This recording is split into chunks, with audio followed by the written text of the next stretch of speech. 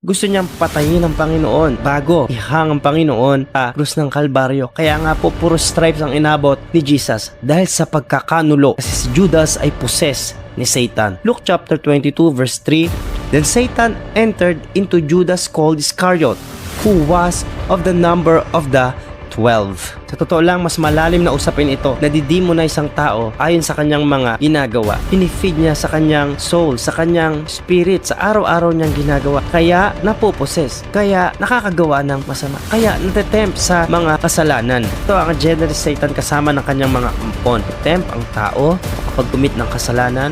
After ma-commit ng kasalanan, hindi repentance ang gusto niyang i-feed sa'yo, kundi regret at sirain yung buhay mo. Kahit yung buong pagkatao mo. Katulad ng ginawa niya kay Judas. Pagkatapos na ma-realize ni Judas, hindi yun nag-lead sa repentance, kundi nag-lead yun para ihang niya yung sarili niya at kunin yung regalo ng Diyos na buhay. At ito ay kasalanan